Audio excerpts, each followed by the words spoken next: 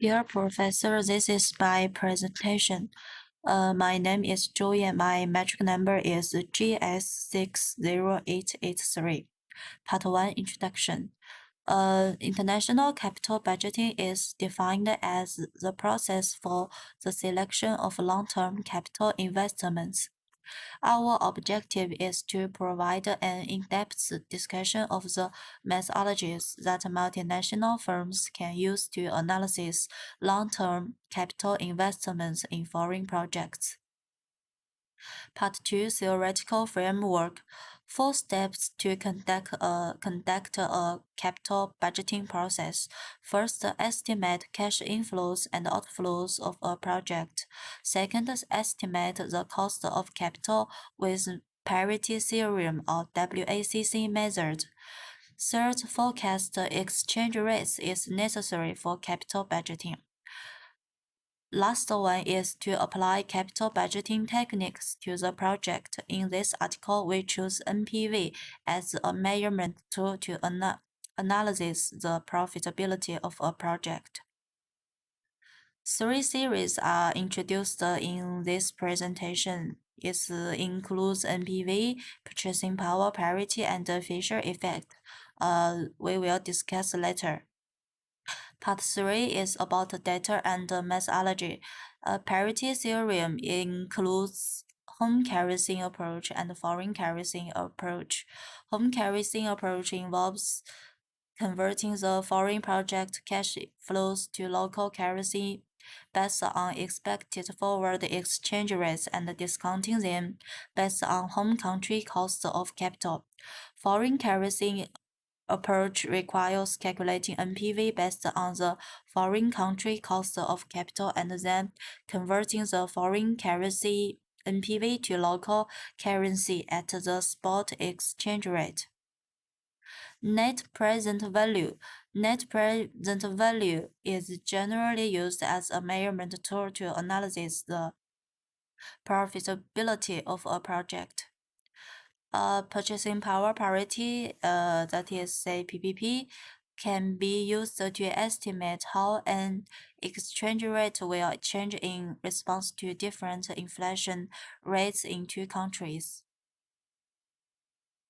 Cost of capital. The international cost of capital is the minimum rate of return a foreign investment project must generate in order to pay for its financing costs. According to international finance management, Fisher effect states that nominal interest rates are a function of the real interest rate and premium for inflation expectations. Hence, we can use Fisher effect formula to calculate the cost of capital. Part 4 is a case study. Case study 1, we use method 1 and method 2 and calculate the same results. From the results, we can conclude that if the international parity holds, whether we use method 1 or method 2, the final calculated number is the same. Because the estimates for NPV is positive, there is a very high probability that the project will be accepted by the decision makers.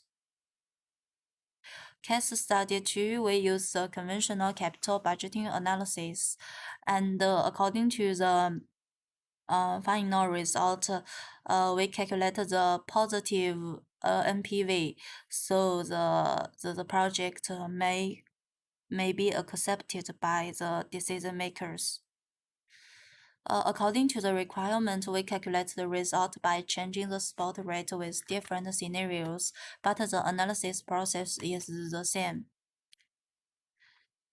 Part 5, sensitivity analysis. Sensitivity analysis refers to, for example, exchange rate fluctuations will typically affect the final result.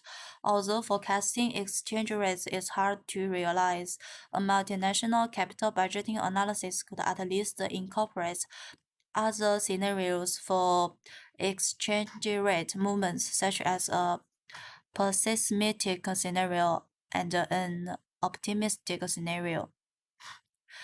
Sensitivity analysis according to the table 4, the cash flows received by the parent changes with exchange rate movements. A strong Singapore dollar results in a higher US dollar cash flows received by the parent than a weak Singapore dollar scenario. The estimated NPV is negative for the weak scenario dollar, but positive for the stable Singapore dollar. Thus, the feasibility of this project depends on the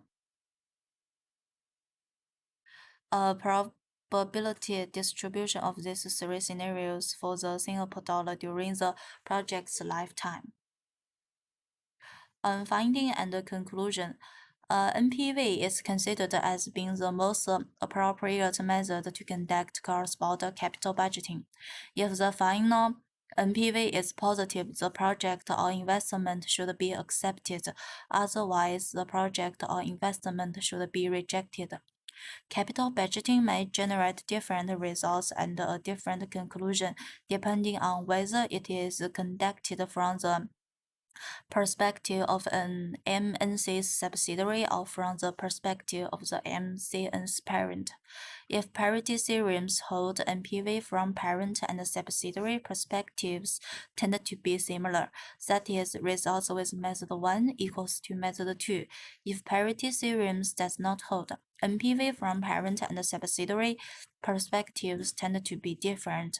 That is, results with method 1 doesn't equals to method 2.